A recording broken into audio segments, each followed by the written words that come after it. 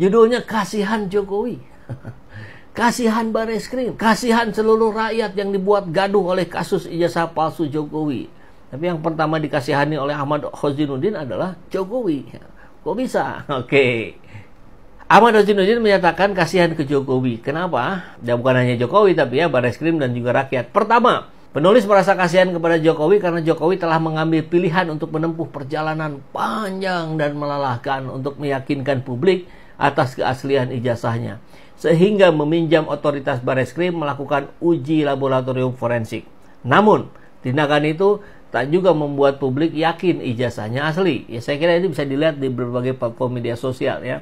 Bagaimana perimbangan yang percaya dengan yang tidak ini, saya kira lebih menonjol yang tidak. Kedua, penulis kasihan kepada Bareskrim telah bekerja keras untuk menguji ijazah konon asli milik Jokowi. Tapi hasil tes ini hanya untuk menghentikan Dumas yang dilaporkan TPUA. Hasil ini tidak bisa meyakinkan publik untuk percaya ijazah Jokowi asli. Hasil ini juga tidak bisa dipakai untuk penyidik Polda Metro Jaya untuk menguatkan laporan Jokowi. Kenapa? Ini pertanyaan kemarin ya. Oh, ini akan dijadikan dalil nih oleh Polda Metro. Sebab laporan Jokowi di Polda adalah tindakan pro justisia berdasarkan LP, sedangkan proses di Bareskrim hanyalah Dumas. Ketiga, penulis kasihan kepada seluruh rakyat yang dipermainkan Jokowi. Semestinya Jokowi bisa menunjukkan ijazah aslinya untuk menghentikan kegaduhan ini. Bukankah? Bukan berdalih tidak ada kewajiban hukum, sehingga membuat perkara ini berlarut-larut. Membuat bangsa ini terbelah dan kehilangan energi besar untuk perkara yang sangat sederhana. Tapi kenapa Jokowi tak mau menunjukkan ijazahnya? Kemungkinannya hanya dua. Pertama, Jokowi memang tak punya ijazah asli. Lalu apa yang mau ditujukan kepada rakyat? Kedua, Jokowi punya ijazah asli tapi ingin mempermainkan rakyat. Kalau kita ingat, katanya kan Obama juga saat menjadi presiden Amerika kan begitu. Dituduh bukan kelahiran Amerika. Akhirnya ditunjukkan akta kelahirannya, nih saya kelahiran Hawaii, Amerika. Selesai. Kita harapkan ada penjelasan lebih detail dari Bareskrim untuk, kan kita tentu sangat apresiasi langkah Bareskrim dengan niatan kemarin menyampaikan agar ini cepat selesai, rakyat tidak lagi gaduh, kita fokus dukung Prabowo membangun negeri ini, kan begitu. Maka agar reda sereda-redanya, tidak ada yang dihina sehina-hinanya, tidak ada yang direndahkan serendah-rendahnya, maka mohon barangkali para aktivis meminta, saya kira media juga sama lah ya, agar ada penjelasan ulang yang jauh lebih detail dari Bareskrim.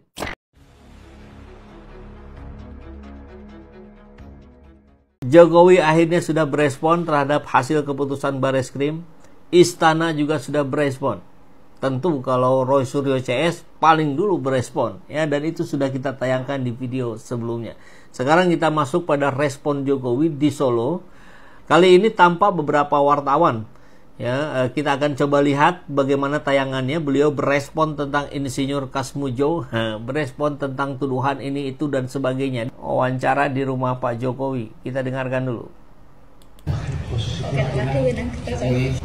Pak, ini polemik ijazah ini juga merembet tentang keabsahan skripsi, Pak. Pak Jokowi juga dipertanyakan. Ya nanti kalau merembetnya kemana-mana ya nggak akan selesai-selesai. Skripsinya kan juga sudah, skripsi ini juga ada di perpustakaan Fakultas Kehutanan ada. Dulu kita menyerahkannya di bagian pengajaran, kan ada semua. Jadi cek lagi aja. Setelah ngecek ijazah, ngecek skripsi, nanti ngecek KTP, ngecek KK, ngecek SIM, semuanya diceki semuanya. Ya boleh juga idenya ya, cek KTP, cek SIM, kan kita juga biasa dicek.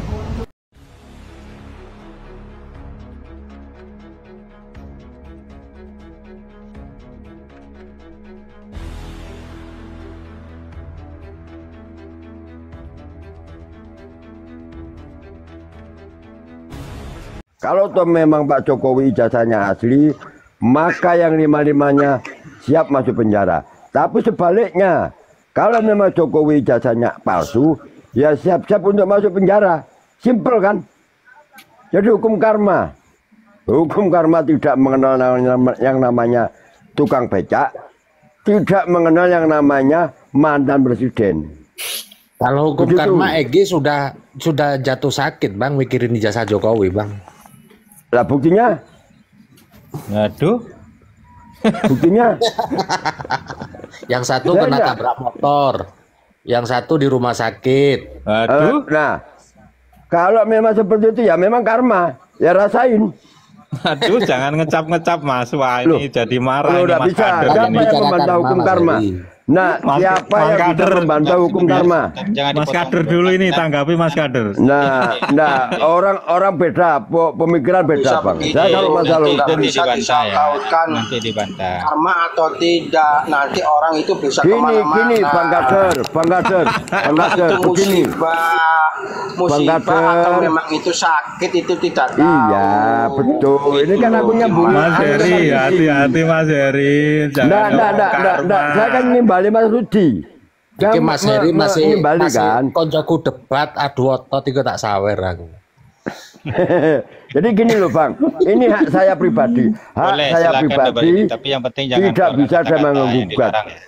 Jadi masalah hukum ini, masalah polemik ijazah yang remeh-temeh, saya hanya berharap pada hukum karma. Kalau hukum yang ada di Indonesia bagi saya impossible kalau adil Bang. Sekian, terima kasih. Oke, terima kasih Bang. Soal hukum karma itu Bang. apa kok Heri hukum karma. Semua Aku orang menghindari mempunyai perdebatan, hukum karma. Bang Kader. Semua Eh, orang Bang Kader. punya kesalahan. Bang Kader. Halo Bang Kader. Saya tidak mau yang namanya perdebatan masalah ijazah. Bentar Ini Mas kasus remeh. Rungkat, Mas Rungkat Ya wes, bentar. Mau ya turun Saya saja. dia Mas Kenapa? Rungkat. Nah, Mas Kader, Mas Kader. Saja ini soal ijazah. Ya.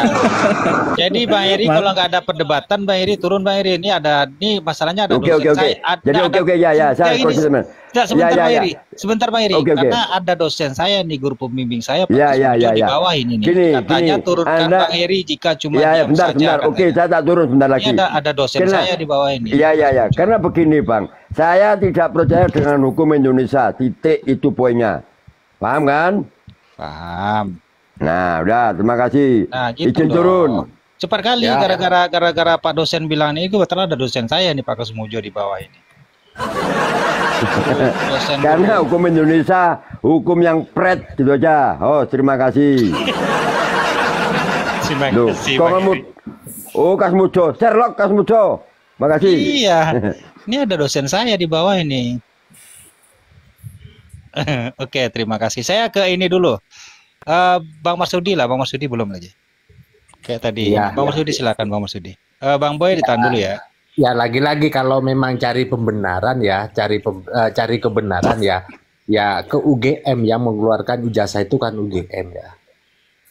Dulu saya pernah narasikan begini, walaupun bahan ijazahnya Jokowi itu dari bekas kertas koran ya kan, kalau itu yang mengeluarkan UGM ya itu ya asli. Kenapa? Lembaga pendidikannya itu di UGM. Sekolahnya Jokowi itu di UGM, itu dikeluarkan UGM ya. Apanya yang palsu? Tidak usah ribut-ribut cari apa di lapor segala macam. Tidak usah, cukup pernyataan UGM itu sudah cukup. Di situ host. Terima kasih host.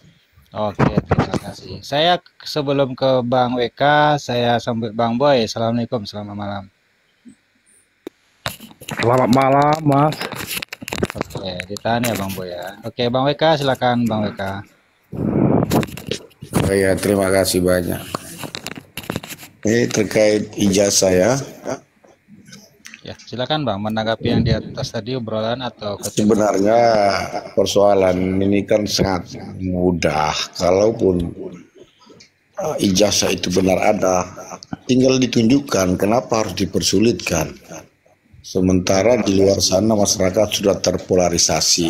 Apalagi yang dipersoalkan adalah seorang tokoh bangsa pernah memimpin negeri ini 2 periode. Berarti orang yang punya kewajiban untuk mencerdaskan kehidupan berbangsa. Nah, kalau ketika ada persoalan di tengah-tengah publik, justru kita mengharapkan tokoh-tokoh bangsa itu hadir untuk bisa menyelesaikan, bukan justru membelenggu dan membiarkan polarisasi ini terus berjalan. Dan cukup lama ini kasus ini. Itu yang pertama. Yang kedua, kalaupun pihak Mabes Polri dengan cara forensiknya seperti itu saya pikir juga tidak sehat, karena ketika konferensi pers dilakukan Mabes Polri langsung dibantah oleh Risman Sianipar ya pada saat saya menyaksikan. Jadi saya pikir ada ganjalan di tingkat pihak Mabes Polri yang melakukan uji forensik itu. Artinya ada semacam satu tindakan rekayasa yang dibuat untuk menyelamatkan seorang tokoh bangsa. Ini yang perlu kita pertanyakan. Makanya sebagai rakyat kita sayangkan. Karena kalau saya menggunakan kata rakyat, saya ingin bertanya dulu, takutnya salah, karena seringkali orang menantang bahwa rakyat yang mana. Jadi artinya Bang nanti kalau nggak rakyat, kalau nggak rakyat dulu. Enggak. Artinya saya mau tanya dulu. Keluar aja dari Indonesia. Saya mau tanya dulu. Kalimat kata rakyat itu definisinya seperti apa sih? Kalau saya lihat ada kelompok yang menuntut keabsahan ijazah asli Jokowi itu kan pada saat ke IGM dan ke kediaman Jokowi itu kan cukup berpotensi banyak. Nah itu tidak pantas dinamakan rakyat. Jadi spesifikasi rakyat itu seperti apa, ini yang perlu saya pertanyakan. Itu yang pertama. Yang kedua, Yang kedua bang. Yang kedua, kalaupun kasus ijazah palsu ini diberhentikan, tidak sampai ke pengadilan, saya pikir mereka yang menuntut hari ini cukup datang ke Mabes Polri, menunjukkan ijazah masing-masing yang punya ijazah dari SD, SMP, SMA. Tunjukkan aja, tidak perlu harus dipertanyakan. Jadi itu satu mosi tidak percaya terhadap mereka yang sedang menangani kasus ijazah palsu. Jadi saya pikir itu langkah yang paling baik sebagai tamparan keras terhadap Mabes Polri. Kalaupun kasus ini tidak bisa berlanjut sampai ke pengadilan. Tadi datanglah Pak Roy Suryo bawa 50 orang, bawa dengan disertai ijazahnya. Tunjukkan aja, ekspos dia masuk. Sudah dilakukan itu. Itulah tamparan yang keras. Sudah ditunjukkan bang dengan teman-temannya seangkatan Jokowi, dan Jokowi juga menunjukkan ijazahnya di Mabes, tapi kan tidak selesai sampai di situ. Bahkan di podcast di iNews TV ya kan sempat dibilang gini, apakah dengan Pak Jokowi menunjukkan ijazah, apakah Anda akan selesai? Bukan bicara itu bang, saya bicara mosi tidak percaya tentang Mabes Polri yang sedang menangani kasus ini, itu dengan menunjukkan ijazah itu bukan Jokowi memang tidak punya ijazah bang, sulit untuk dibuktikan itu. Saya mau minta. Nah, fotokopinya berarti kan ada yang asli bang. Bentar Masudin satu-satu Masudin.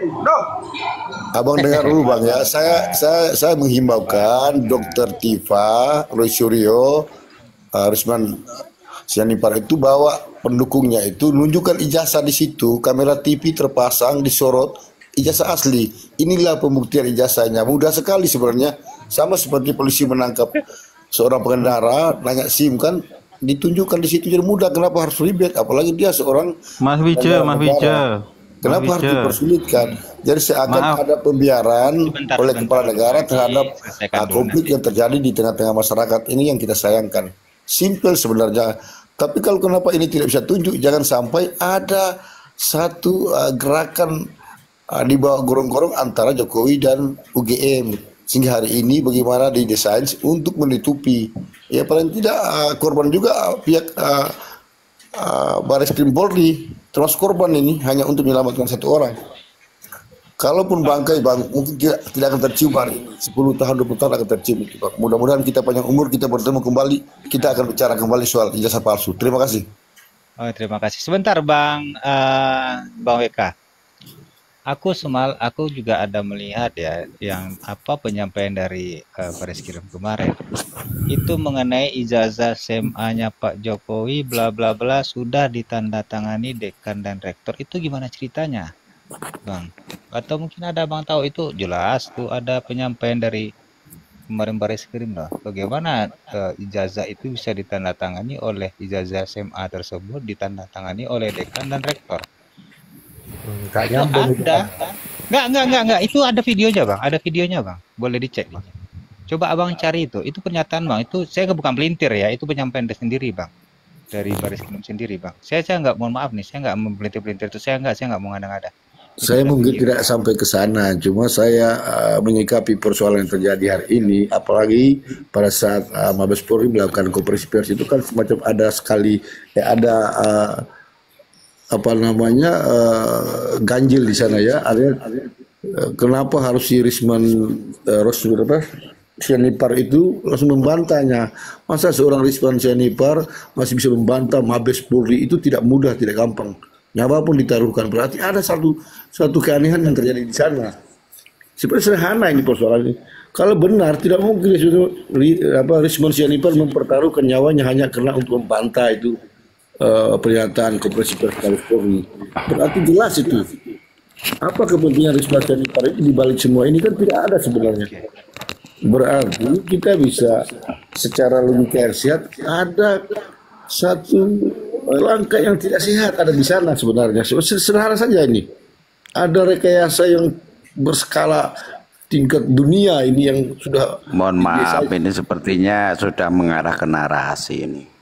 Ya biarkan dulu bang, nanti boleh dibantah nanti bang Mas Gito. Habis ini giliran bang Mas Gito. Ya bang, sekarang tadi ada seorang ibu pernah